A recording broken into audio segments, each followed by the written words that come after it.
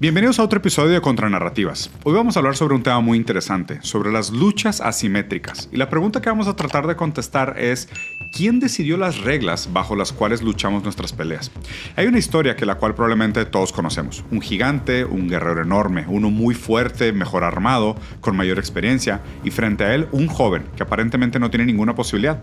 Estoy hablando, claro, de David contra Goliat. Y la historia que suele contarse como una metáfora sobre la valentía.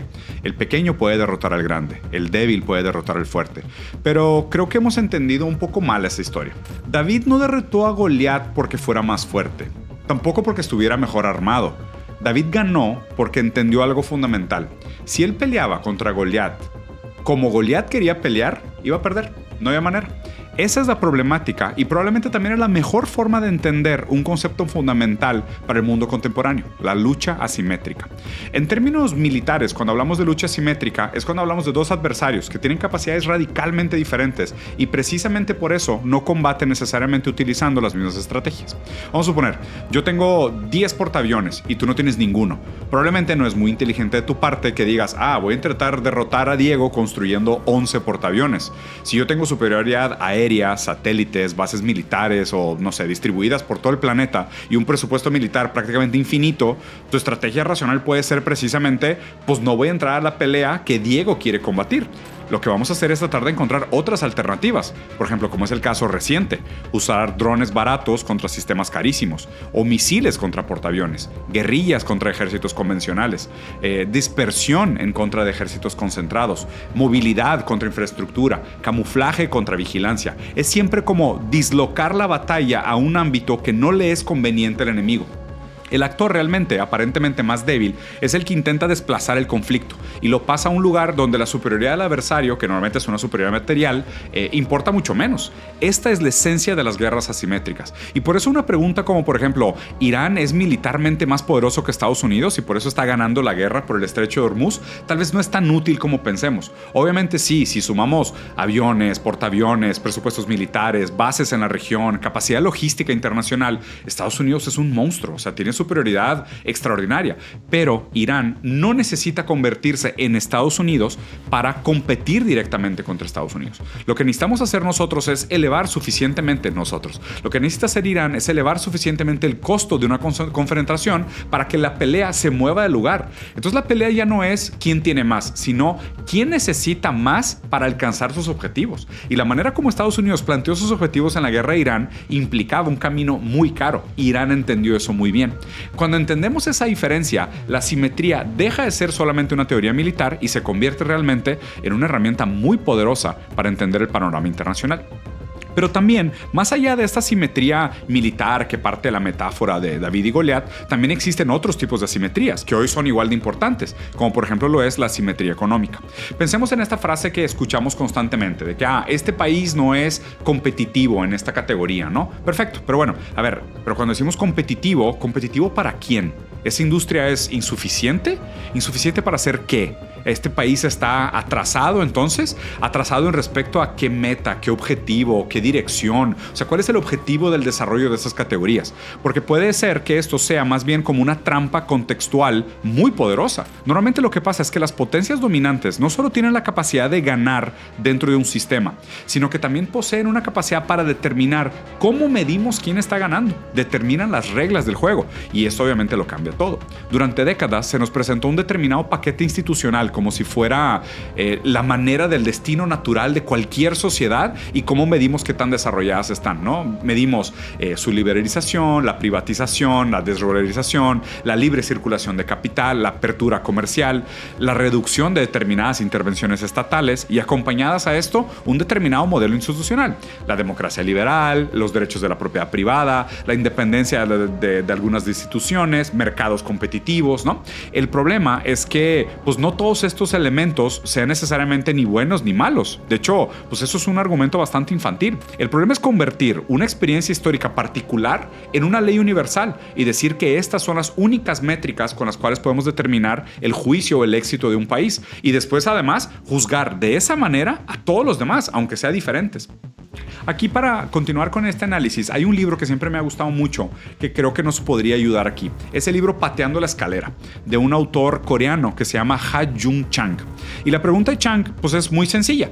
¿A poco los países ricos realmente se hicieron ricos haciendo lo que ellos nos dicen que deberíamos de hacer? O sea, todas estas cosas que nos dictan de que austeridad fiscal, no intervención estatal, libertad de Estado, ¿no? El índice de libertad económica, ¿a poco así es como se hicieron ricos los países ricos? Y la verdad es que la respuesta es muy incómoda. Pero no, así no se hicieron ricos. De hecho, la mayoría de los países que hoy asociamos con el libre mercado, Estados Unidos, Inglaterra, mucho de Europa y demás, utilizaron durante muchas épocas, muchas décadas y en etapas decisivas de su desarrollo, políticas súper proteccionistas, subsidios estatales, intervención dura y proteccionismo. Estados Unidos lo hizo. Inglaterra también lo hizo durante partes fundamentales de su desarrollo. Alemania, claro que lo hizo. Japón, Corea del Sur, cada una con sus historias y sus peculiaridades, pero todas ellas muy proteccionistas y llenas de intervención. Diferentes instrumentos si quieres, pero ahí, si te fijas, aparece un patrón. Primero, lo que hacen estas grandes potencias es que desarrollan sus capacidades nacionales, protegen sectores que son estratégicos, aprenden de ellos, desarrolla tecnología, acumulas capital, construyes infraestructura y finalmente cuando tu país está así súper potente, protegido, intervenido, planeado y todo, dices, ahora sí, vamos a ver las bondades del libre mercado. Qué coincidencia, ¿no? Justo cuando tú estás en tu mejor momento, dices que la competencia es la mejor manera de medirse con nosotros. Y aquí es donde Chang usa la metáfora que es pues la portada de su libro. Lo que él dice es que estos países suben la escalera y una vez que están arriba de la escalera, la patean para que los demás no puedan subir. Entonces les dicen, ahora que yo ya estoy súper desarrollado, con infraestructura, con capital, con tecnología, que logré a través del intervencionismo, proteccionismo y la militarización de la economía, ahora sí quiero que todos compitan libremente conmigo. Pero si se fijan, pues esta no es una competencia entre iguales. Esta es una carrera donde la mayoría de los corredores empiezan muy atrás con una serie de desventajas y los corredores que ya eran ganadores desde el principio están muy adelantados. Y además, pues también escribieron las reglas del juego. Ellos determinan cómo miden el éxito, cómo se mide la libertad, cómo se mide si estás actuando bien. Entonces, aquí tenemos que entrar a un análisis tal vez un poco más cuidadoso, porque esto pasa constantemente en la modernidad y en el capitalismo contemporáneo. Hay una diferencia muy grande entre igualdad formal y desigualdad material. Y aquí claramente vamos a acabar leyendo a Marx. Marx ayuda mucho en estos momentos, porque una de las grandes instituciones, o más bien, una de las grandes intenciones marxistas consiste en distinguir la diferencia entre esta igualdad formal ante la ley, entre las instituciones, ante las categorías predeterminadas como ciertas, y la desigualdad material.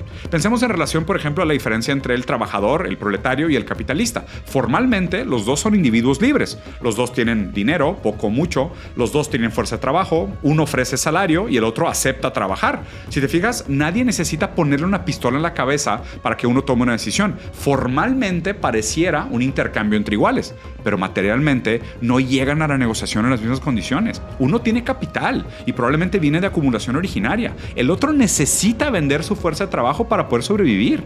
La igualdad jurídica no elimina la simetría material. Esto es lo importante. Aquí llevamos exactamente el mismo principio del sistema internacional. Formalmente, países como México y Estados Unidos son soberanos. Congo y Francia también son estados soberanos. Haití y Alemania están en igualdades frente a la ley. Perfecto, todos iguales, ¿no? Pero si observamos las condiciones materiales, uno emite moneda como reserva internacional, el otro se endeuda con moneda. Uno controla la propiedad intelectual, el otro exporta materia prima. Uno controla tecnología, el otro necesita importarlas. Uno tiene empresas con capitalizaciones mayores que economías nacionales enteras. El otro necesita traer empresas ofreciéndole ventajas y descuentos fiscales. Uno puede sancionar, el otro solo puede ser sancionado. Uno establece estándares internacionales, el otro necesita adaptarse a ellos para poder acceder al mercado, si no ni siquiera lo dejan participar. ¿Seguimos hablando entonces de actores iguales? Formalmente sí, pero si se fijan, materialmente no, para nada. Aquí es donde aparece para mí una de las principales trampas del liberalismo. El liberalismo tiene esta característica muy poderosa, que puede presentar una relación profundamente desigual con una relación que parece entre iguales. Todos pueden competir en el libre mercado, todos puedes competir. Tú mañana podrías abrir tu propia empresa de bebidas carbonatadas y competir contra el líder de mercado, pero una empresa local, recién creada, que ahora tiene libertad absoluta de competir contra una multinacional estadounidense, va a ser degollada y devorada por el mercado, ¿no? Qué maravilla, ¿no? Que los dos tengan libertad, pero uno llega con décadas de acumulación de capital, patentes, créditos, tecnología, economías de escala, cadena logística, marcas registradas con procesos de marketing por detrás, acceso a mercados financieros, departamentos jurídicos, capacidad de operar inclusive temporalmente con pérdidas y seguir flotando. La mayoría de las empresas se endeudan un mes y tienen que cerrar. Las empresas multinacionales que vienen de estos imperios hegemónicos tienen demasiadas ventajas estructurales y además tienen ejércitos que protegen sus intereses. Vean el caso de Chiquita Banana y muchas otras empresas que literalmente han contratado mercenarios para proteger sus intereses. La empresa local llega con ¿qué? Libertad para competir. Entonces, si se fijan, eso es exactamente a lo que nos referimos con asimetría económica. No necesitas necesariamente prohibirle a nadie que participar. Puedes hacer algo mucho más elegante, permitirle que participe, pero bajo tus condiciones. Y después, inclusive, puedes usar esta frase súper determinante, ¿no? El mercado decidió, prefirió a esta empresa que la otra. Entonces, si se fijan, la productividad no necesariamente responde a la pregunta más importante, ¿no? Aquí hay una trampa muy grande. La integración del sur global al mercado internacional, a la división internacional del trabajo, entre cadenas globales de producción, se hizo para incrementar la productividad. Esta es la realidad. Un trabajador integrado a una cadena industrial puede ser mucho más productivo y se le puede extraer mucho más plusvalor.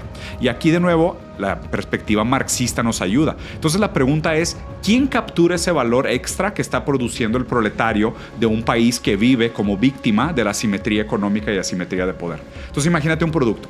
La materia prima viene de África. El procesamiento se hace en mano de obra en Asia, el ensamblaje en México, pero el propietario intelectual está registrado en Estados Unidos. El financiamiento sale de los bancos de Londres. La marca está registrada en Europa. Todos participaron, ¿no? Pero no todos capturaron la misma cantidad de valor final, porque existe también esta división internacional del excedente. Puedes aumentar la productividad, puedes aumentar las exportaciones, aumentar inclusive la inversión extranjera. Es más, puedes aumentar hasta el PIB de tu país y simultáneamente permaneces en una posición completamente subordinada dentro de la cadena de valor, porque si te fijas, muchas de aquellas cosas donde se hacía la mayor acumulación de plusvalor estaban fuera de tu país. Por eso el desarrollo no consiste simplemente en producir más, no es lo mismo. También consiste en responder qué produces, con qué tecnología, quién controla esa tecnología, pero sobre todo lo más importante, que es la relación de propiedad, quién captura el excedente. Aquí, obviamente, de nuevo, China entra como un ejemplo fascinante, porque China entendió esa simetría. Existe una versión como muy simplificada, ¿no?, del desarrollo de China, que es normalmente esta gente que no entiende nada del país ni del modelo económico. China abandonó el comunismo. China creció porque abrió el mercado, adoptó el capitalismo y se hizo rica, ¿no? Y fin de la historia. Pues digo, si tienes muy poca capacidad analítica y muy poca comprensión, pues es normal que te tragues esta historia. Pero no, lo que hizo China es algo muchísimo más complejo y mucho más elegante. Recuerden la frase de Deng Xiaoping: el mercado es un pésimo amo, pero es un excelente esclavo. Entonces, ¿utilizó mercados? Sí. ¿Utilizó inversión extranjera? También. ¿Se integró al mercado internacional? Sí. Pero nunca entregó la dirección estratégica del desarrollo en el mercado internacional. Eso lo monopoliza la clase trabajadora a través del Partido Comunista Chino.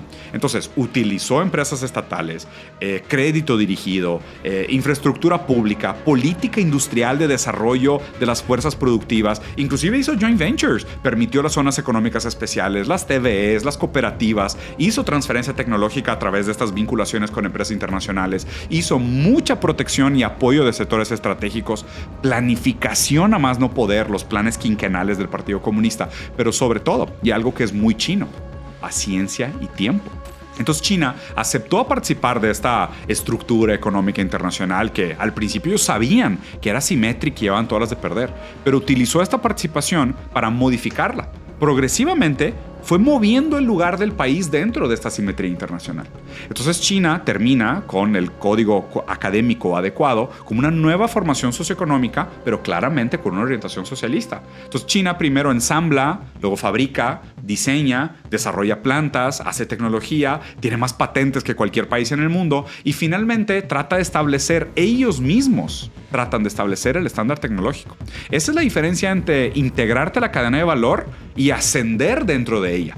Por eso tenemos hoy una ironía que de verdad me parece increíble. Las mismas economías occidentales que durante décadas dijeron de que el proteccionismo es malo, los subsidios es malo, la intervención estatal es mala, ¿no? Lo que nos dijeron a nosotros que debería de ser el modelo de proliferación económica. Y ahora estas mismas empresas y estos mismos países, que son grandes empresas con gabardinas, regresaron a los subsidios, a los aranceles, a la política industrial de seguridad económica, justo cuando China empezó a competir seriamente en estos sectores estratégicos. Qué raro, ¿no? O sea, como que regresó la escalera que habían pateado. Y otro ejemplo que se me parece también súper importante, y digo, viniendo de la Unión Soviética todavía más, es el de Rusia, ¿no? O sea, hoy se habla de que Rusia es eficiente en algunas categorías, y la verdad es que podemos aquí observar la simetría en varias categorías, pero hay una específica que me parece muy interesante, muy reciente, que es el tema de la aviación civil. Las sanciones occidentales acabaron exponiendo algo muy real sobre la economía rusa, ¿no? Y recuerden que Rusia es uno de los países más sancionados del mundo. Rusia, sobre todo en el tema de servicios aeronáuticos civiles, dependía mucho de componentes, tecnologías, inclusive aeronaves occidentales. Y la respuesta rusa fue, pues, sustituir esas importaciones. Pero pues, obviamente eso fue muy difícil, tuvo muchísimos retos. Y aquí aparece una pregunta interesante. Supongamos entonces que un avión fabricado en Rusia cuesta más producirlo y tiene determinadas prestaciones pues, que son distintas, ¿no? Pues a un Airbus o a una marca internacional. Pero pudiéramos decir que ese avión es menos competitivo. Vale, pero pues, ¿bajo qué circunstancias es menos competitivo? En el mercado global, perfectamente abierto, tal vez Airbus sea pues, la decisión económicamente más racional. Pero ahora imagínate que mañana Airbus deja de venderte aviones. No porque el avión ruso haya cambiado, no porque Airbus haya cambiado, sino porque la relación geopolítica cambió. Entonces de repente aparece otra variable, que siempre he dicho que es de las más importantes, la soberanía. Aquí la redundancia parece ineficiente, ¿no? Pero solo es ineficiente hasta que falla la cadena logística. Tener inventarios parece un desperdicio de capital hasta que llega una crisis. Producir nacionalmente parece demasiado caro hasta que te sancionan. La soberanía parece ineficiente hasta que descubres lo caro que cuesta depender de otros países. Esto no significa que la industria rusa sea automáticamente un éxito, ¿no? Para nada. Significa que la eficiencia económica y la resiliencia estratégica no son necesariamente la misma cosa. Ese es precisamente el punto. Entonces, el poder está en quién decide qué significa ser un país desarrollado. Pero existe una última forma de asimetría que todavía no tocamos, que es más profunda tal vez. La asimetría cultural y epistemológica. Porque las grandes potencias no solamente exportan mercancías, exportan las categorías con las cuales juzgamos nuestra realidad, con las cuales determinamos las direcciones históricas, con las cuales determinamos dónde se hacen los desarrollos. ¿Quién determina qué es un país desarrollado? ¿O qué es un país atrasado? ¿O qué es un país democrático? ¿O qué es un país autoritario? ¿Quién determina lo que es una economía libre o una economía cerrada? ¿Quién determina lo que es un país competitivo, un país ineficiente, moderno, arcaico? Y a ver, y no lo digo porque todas esas categorías sean falsas. No, son contingentes. Mi pregunta es distinta. Nunca debemos aceptar una categoría política sin preguntar quién la construyó, qué es lo que se mide y quién deja fuera. Porque estas categorías no necesariamente se usan solo con intenciones de inclusión, sino de exclusión epistemológica. Y aquí un pensador como Gramsci resulta muchísimo más útil que cualquier teoría de conspiración. La hegemonía de la cual hablaba Gramsci no significa simplemente que alguien te obligue a obedecer. No es tan fácil. La hegemonía real alcanza su forma más sofisticada cuando las categorías particulares de un grupo dominante empiezan a ser reemplazadas por el tema de verdad. Las categorías del grupo dominante se vuelven el sentido común. Este es el peligro real. Ya no necesitas conquistar una sociedad para conseguir que se considere inferior. Solamente necesitas conseguir que se mire permanentemente usando tu categoría, tu espejo. Entonces, ¿quién dice? ¿No? Y por eso quiero proponer esta herramienta de crítica a la idea de la simetría. A ver, la próxima vez que te digan, este país está atrasado, tú tienes que preguntar atrasado ¿por qué? La próxima vez que te digan, oye, esta economía o este modelo económico no es competitivo. ¿Competitivo bajo qué fin, con qué dirección y bajo qué estructura? Cuando alguien te diga, esta industria no es eficiente, pues, o sea, ¿cuál es el objetivo de la industria? ¿Qué es lo que se está optimizando? ¿Rentabilidad? ¿Empleo? ¿Soberanía? ¿Productividad? ¿Resiliencia? ¿La ganancia del capital privado? ¿Desarrollo tecnológico? ¿Es un tema de seguridad nacional? Porque si se fijan, todas estas categorías no son lo mismo, sino que aprendimos históricamente a que las categorías importantes eran las que determinaba el hegemón. Y finalmente, las preguntas realmente importantes. ¿Quién dice? ¿Quién escogió esta métrica? ¿Quién hizo el ranking? ¿Por qué decidió que esto significaba el éxito? ¿Y quién se beneficia si nosotros aceptamos esta definición? Eso no es relativismo, Si un avión no vuela, no vuela. O sea, si no funciona el producto, no funciona el producto. Si una economía no produce suficiente para alimentar a su población, existe un problema material. Eso es verdad. Si una tecnología funciona peor que otra, listo, podemos decirlo, se puede medir. Pero precisamente por eso es importante contemplar la misma pregunta. No simplemente si es mejor, sino mejor para qué. Esta es la simetría. Y la simetría se tiene que entender fundamentalmente como un proceso histórico. Porque quizá el gran error consiste en imaginar la desigualdad internacional como un tema de desviación temporal del sistema, ¿no? Como si todos hubiéramos llegado juntos a la misma línea de salida y hubiéramos salido bajo las mismas condiciones, cuando claramente no es igual. No es que algunos corrieron más rápidos que otros. O sea, existe el colonialismo, la esclavitud, la extracción de materias primas, la acumulación originaria, los imperios, deudas, monopolios, patentes, la división internacional del trabajo, el control tecnológico, control financiero, las guerras, ¿no? Nada de esto ocurre después de que empieza la carrera. Todo esto más bien determina la forma en cómo se construye la pista. Estos eventos determinan cómo se construye la pista, las reglas de la carrera. Entonces, si te fijan, aparece en esta gran promesa liberal que todos somos iguales. Todos podemos competir, todos nos podemos desarrollar, todos podemos comerciar. Perfecto. Pero una cosa es permitirle a todos que entren a carrera y otra completamente diferente es preguntar quién diseñó el tablero donde estamos jugando. Y ahora podemos sí regresar a David y Goliat. Porque creo que ahora podemos entender un poco mejor la historia. No es que David ganó porque fuera secretamente más poderoso que Goliat por su agallas, inteligencia, lo que sea. No, ganó porque se negó a aceptar que la única manera legítima de combatir a Goliat era en sus condiciones, algo que le beneficiaba solamente a Goliat. Entonces, esto quizás sea la lección más importante para nosotros en el sur global. No necesitamos demostrar permanentemente que puedes copiar, emular y eventualmente convertirte en Estados Unidos. No necesitas copiar exactamente sus instituciones, sus prioridades, su estructura económica, su modelo industrial, su cultura, su definición de progreso inclusive. Porque una sociedad no existe para ganar en un ranking. O sea, no es quién tiene el Producto Interno Bruto, quién crece más rápido, quién tiene más índice de libertad financiera, whatever that means, ¿no?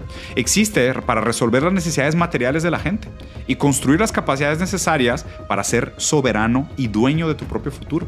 Y esto requiere algo muchísimo más difícil que imitar, requiere estrategia real. Porque el poder más sofisticado no está simplemente en obligarte a perder. Si se fijan, lo que hace realmente el hegemón es que convierte que la única manera legítima de jugar es aquella donde ellos determinan las reglas. Primero construyen la escalera, luego suben, luego la patean. Y finalmente desde arriba te miran y preguntan, oye, ¿por qué todavía no has llegado? ¿Por qué no has competido? ¿Por qué no has subido? Así que la próxima vez que alguien te diga que un país es inferior, no está desarrollado, no es competitivo, pregunta, ¿qué es una economía inferior? ¿Qué es una industria inferior? ¿Qué es un modelo inferior? Y a lo mejor no tengas tanta prisa por defenderlo. Hazlo incómodo. Haz lo que hacemos aquí en Contranarrativa. Pregúntate, ¿inferior para qué? ¿Medido pero cómo? ¿Comparado bajo qué condiciones históricas? Y finalmente, ¿quién dice que esas son las categorías? Porque David nunca necesitó demostrar que era mejor que Goliat. Necesitó entender algo mucho más importante. Pelear contra Goliat como Goliat quería era la única manera de garantizar que Goliat ganara.